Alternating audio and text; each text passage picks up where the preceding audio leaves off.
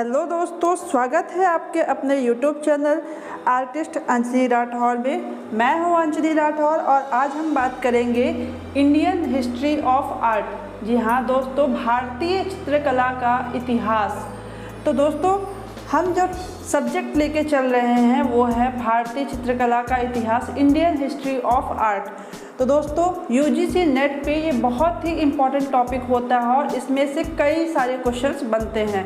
तो हम एक एक करके टॉपिक बाय टॉपिक स्टडी करेंगे, डिटेल से इसमें अध्ययन करेंगे ताकि हमारा जो एक भी मार्क्स जो है छूटने ना पाए। यूजीसी नेट जो है बहुत ही इम्पॉर्टेंट एग्ज़ाम होता है, टीचर बनने के लिए, प्रोफेसर बनने के लिए बहुत इंपॉर्टेंट एग्ज़ाम होता है। तो हमें डिटेल से उसको पढ़ना पड़ेगा। तो चलिए चलते हैं। आज का जो हमारा टॉपिक है वो है प्रागैतिहासिक काल। तो दोस्तों, आज हम अध्ययन करेंगे प्रागैतिहासिक काल के बारे में। तो दोस्तों, जो प्रागैतिहासिक काल होता क्या है, पहले हम उसे देख लेते हैं।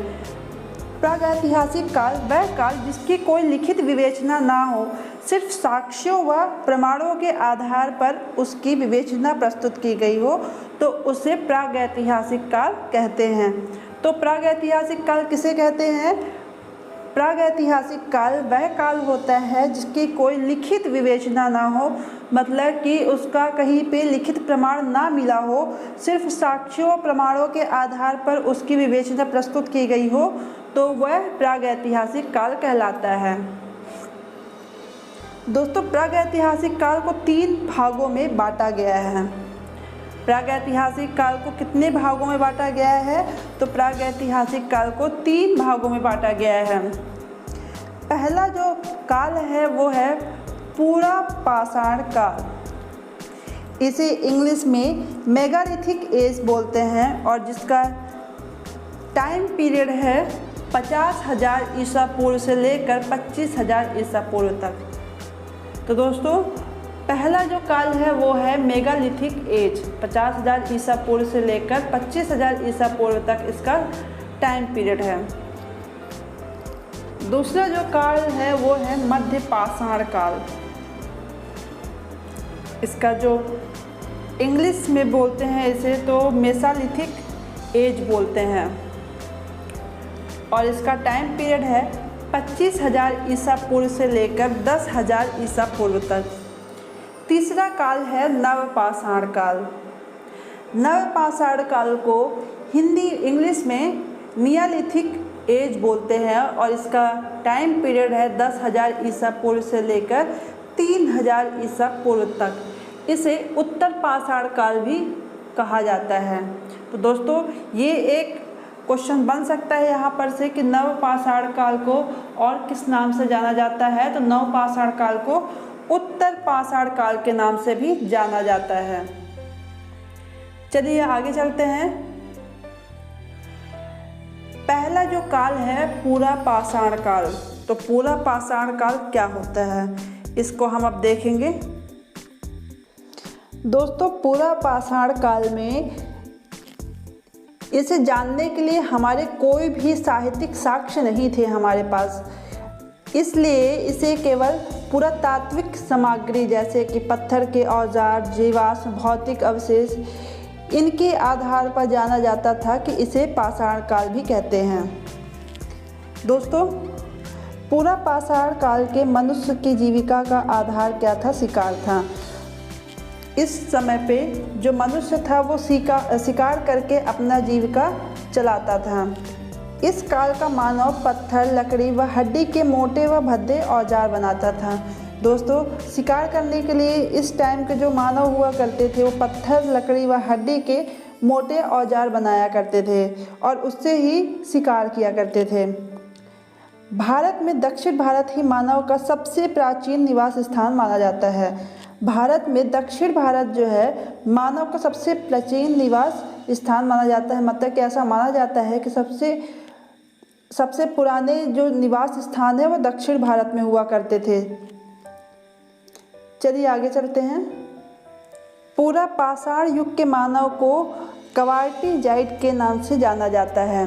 दोस्तों, ये बहुत ही इम्पोर्टेंट पॉइंट है, इसे आप नोट डाउन कर लीजिएगा, अंडरलाइन भी कर लीजिएगा। पूरा पाषाण युग के मानव को क्वार्टी जाइट नाम से भी जाना जाता था। पूरा पाषाण काल की सबसे बड़ी उपलब्धि क्या थी? आग की खोज थी। दोस्तों इस भी क्वेश्चन में आया हुआ है कि पूरा पाषाण काल की खोज की सबसे बड़ी उपलब्धि क्या थी? तो आग की खोज जो है तो सबसे बड़ी उपलब्धि हुई थी उस टाइम की। दूसरा जो हमारा प्रकार है प्रागैतिहासिक काल का वो है मध्य पाषाण काल, और इसका टाइम पीरियड था 25,000 ईसा पूर्व से लेकर 10,000 ईसा पूर्व तक। दोस्तों मध्य पाषाण काल में लिखित साक्ष्य तो मिल रहे थे पर इन्हें अभी तक पढ़ा नहीं जा सकता है, अतः केवल पुरातात्विक साक्ष्यों के आधार पर ही इसे जाना जाता है। दोस्तों मध्य पाषाण काल में लिखित साक्ष्य तो मिले हैं पर इन्हें अभी तक पढ़ा नहीं जा सकता है, क्योंकि केवल पुरातात्विक साक्ष्यों के आधार पर ही इसे जाना जाता है, जैसे कि हड़प्पा की सभ्यता, सिंधु घाटी की सभ्यता। तो यहाँ पर इनके जो साक्ष्य मिले हैं तो उसे पढ़ा नहीं गया है अभी तक। इस काल की मुख्य विशेषताएं थी पत्थर के छोटे व नुकीले औजार। इस काल की जो मुख्य विशेषताएं थी तो पत्थर के छोटे व नुकीले औजार थे। दोस्तों इस काल के औजारों को माइकेलिथ्स नाम से जाना जाता था। तो इस काल के औजारों को किस नाम से जानते थे? माइकेलिथ्स नाम से जानते थे। तीसरा जो काल है वो है नवपाषाण काल। इसका टाइम पीरियड था 10,000 ईसा पूर्व से लेकर 3,000 ईसा पूर्व तक। नवपाषाण काल में इतिहास का वास्तविक काल प्रारंभ हो जाता है, क्योंकि साहित्यिक साक्ष्य मिलना प्रारंभ हो जाते हैं इस काल में। दोस्तों नवपाषाण काल में मानव ने काफ़ी प्रगति की थी, जैसे कि पशुपालन करना, बस्तियां बनाना, पालिशदार औजार, समूह में रहना, कृषि का आविष्कार करना, चौक का प्रयोग किया जाना।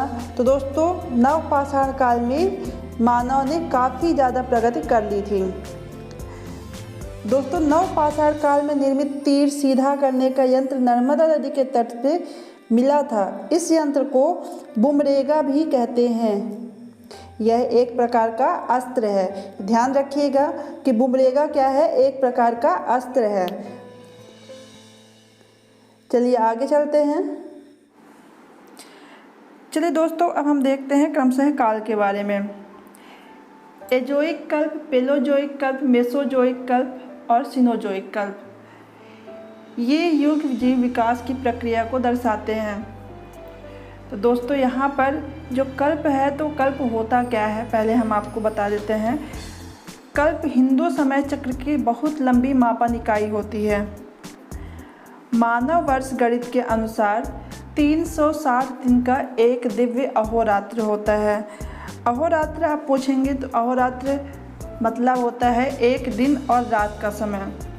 इस हिसाब से दिव्य 12,000 वर्ष का एक चतुर्युगी होता है। चतुर्युगी मतलब होता है कि चारों युगों के एक चक्कर को चतुर्युगी कहते हैं या फिर पर्याय कहते हैं। 71 चतुर्युगी का एक मानवांतर होता है और 14 मानवांतर 1000 चतुर्युगी को एक कल्प होता है। एक बार हम फिर से आपको बता देते हैं। कल्प हिंदू समय चक्र की बहुत लंबी मापन इकाई होती है। मानव वर्ष गणित के अनुसार 360 दिन का एक दिव्य अहोरात्र होता है। इस हिसाब से दिव्य 12,000 वर्ष का एक चतुर्युगी होता है। 71 चतुर्युगी का एक मनवांतर होता है।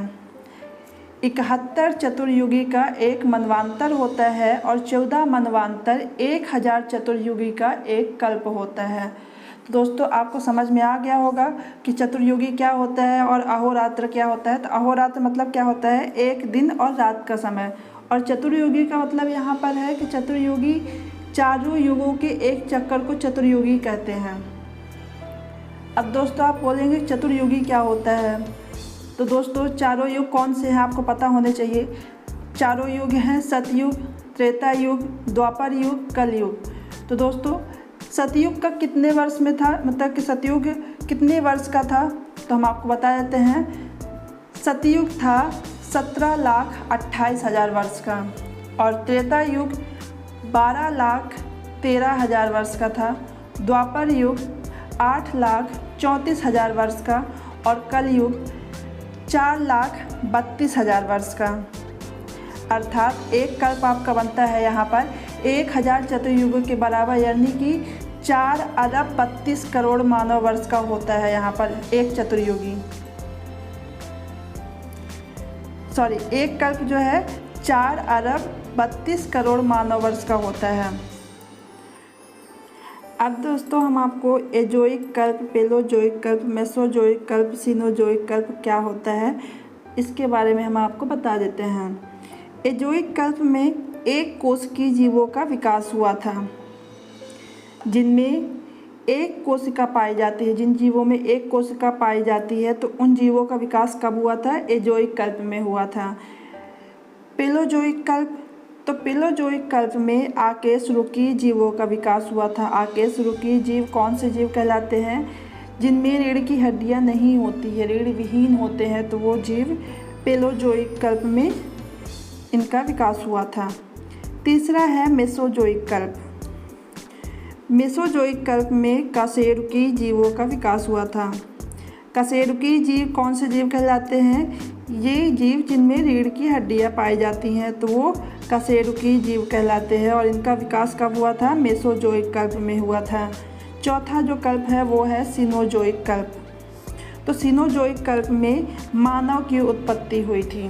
जी हाँ दोस्तों, सीनोजोइक कल्प में मानव की उत्पत्ति हुई थी। चलिए आगे चलते हैं खोज संबंधी तथ्य। कुछ खोज संबंधी तथ्यों के बारे में हम जान लेते हैं। प्रस्तर युग के औजारों की खोज सर्वप्रथम 1863 में रॉबर्ट ब्रूसफुट नामक विद्वान ने मद्रास के समीप पल्लावरम नामक स्थान पर की थी।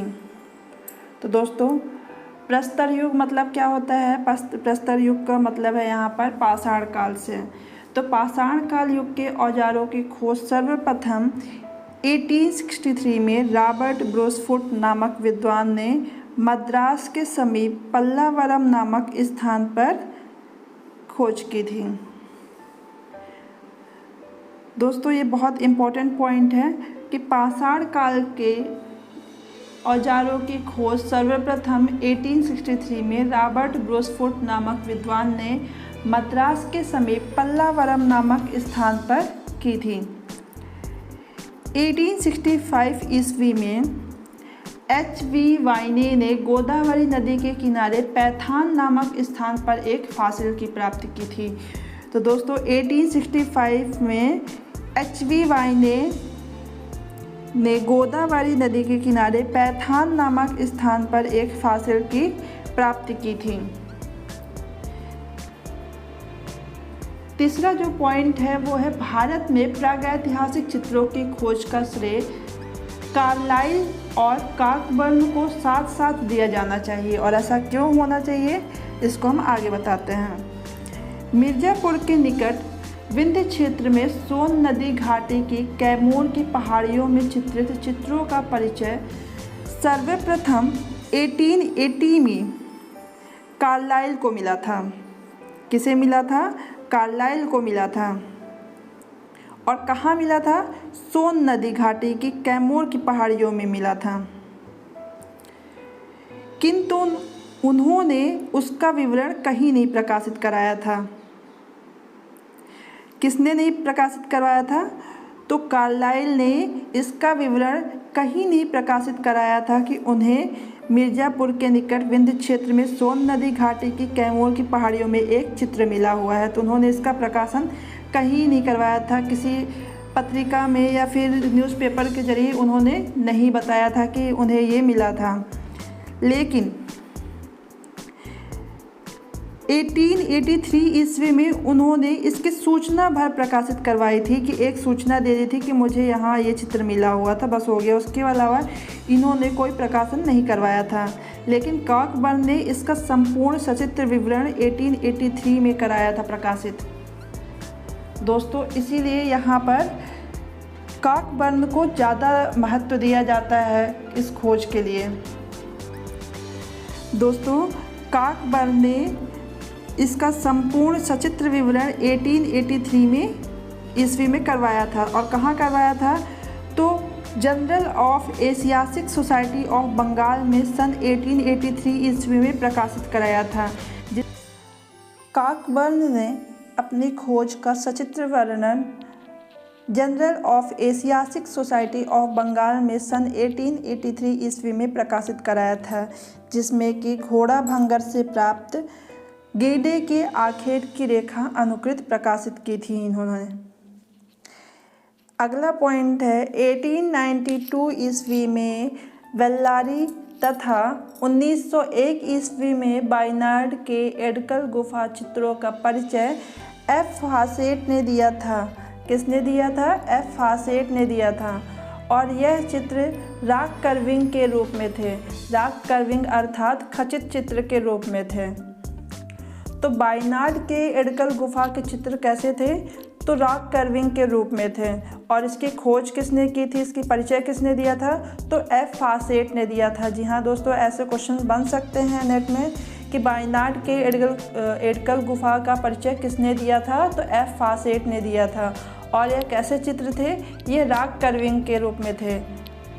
अगला पॉइंट है 1907 ईस्वी में C.A. सिल्वेराड ने बांदा जिले के चित्रों का परिचयात्मक परिचय दिया था।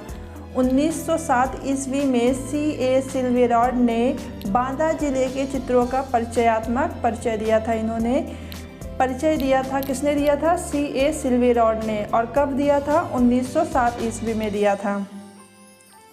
अगला पॉइंट है मध्य प्रदेश के मुरैना जनपद पहाड़गढ़ सियोरपुर कला क्षेत्र में करीब 25,000 पुराने चित्र अमेरिका मिशिगन विश्वविद्यालय के प्रोफेसर D.P.S. द्वारिकेश को मिला था। मध्य प्रदेश के मुरैना जनपद पहाड़गढ़ सियोरपुर कला क्षेत्र के करीब 25,000 पुराने चित्र अमेरिका मिशिगन विश्वविद्यालय के प्रोफेसर D.P.S. द्वारिकेश को मिला था। किसे मिला था? तो प्रोफेसर D.P.S. द्वारिकेश को मिला था। नवपाषाण काल के अंतिम चरण में सौंदर्य की सहज अभिव्यक्ति की ओर अग्रसर होता चला गया था। नवपाषाण काल आते आते नवपाषाण के अंतिम चरण में सौंदर्य की सहज अभिव्यक्ति की ओर अग्रसर होता चला गया था। इसके अलावा अन्य खोजकर्ता कौन कौन थे उसे हम आपको बता देते हैं। इसके अलावा अन्य खोजकर्ता थे Panchanan Mitra, Amarnath Dutt, Percy Brown, V.A. Wakankar, R.B. Joshi, professor junior Leonard Adam और इसके अलावा और भी कई सारे खोजकर्ता थे। अब हम प्रमुख पुस्तकें देख लेते हैं दोस्तों कि प्रागैतिहासिक चित्रों के टाइम की कौन कौन सी पुस्तकें हैं। प्रमुख पुस्तकें हैं, पहला है प्री हिस्टोरिक इंडिया और इसकी जो रचना की थी वो पिगॉट ने की थी। और कब की थी? तो 1950 में पिगॉट ने इसकी रचना की थी। किसकी की थी? Pre historic India. नेक्स्ट है प्री हिस्टोरिक पेंटिंग और इसकी जो लेखक है वो है ब्रॉडिक। ब्रॉडिक ने प्री हिस्टोरिक पेंटिंग की रचना जो है 1958 में की थी। भारतीय प्रागैतिहासिक चित्रकला, इसके जो लेखक है वो है जगदीश गुप्त। नेक्स्ट है भारतीय संस्कृति की प्रागैतिहासिक पृष्ठभूमि, इसके लेखक हैं D.H. गार्डन और इसे 1970 में लिखा था इन्होंने। Congress of the pre and pro historic sciences, इसके जो राइटर हैं वो हैं G.R. हंटर जो कि पचमढ़ी के हैं। नेक्स्ट है हिस्ट्री ऑफ वॉर और इसे लिखा था अरिस्टोग्यूलस ने। नेक्स्ट है pre historic railing and the rock painting of Singhanpur, इसके लेखक हैं अमरदत्त जी और इसे 1931 ईस्वी में लिखा था। दोस्तों आज के लिए सिर्फ इतना ही। नेक्स्ट वीडियो में हम प्रागैतिहासिक कालीन क्षेत्रों के बारे में हम बात करेंगे और उसका विस्तार से अध्ययन करेंगे। तो दोस्तों आज के लिए सिर्फ इतना ही। नेक्स्ट वीडियो में हम आपको प्रागैतिहासिक काल का दूसरा पार्ट लेकर आएंगे। ये फर्स्ट पार्ट था, तो आप वीडियो में बने रहिए। और अगर आपको कोई भी क्वेश्चन होता है तो हमें कमेंट बॉक्स में आप पूछ सकते हैं। तो प्लीज़ चैनल को सब्सक्राइब करिए और लेटेस्ट वीडियो पाने के लिए बेल आइकन को प्रेस करिए और लाइक करना वीडियो को ना भूलें। Thank you so much.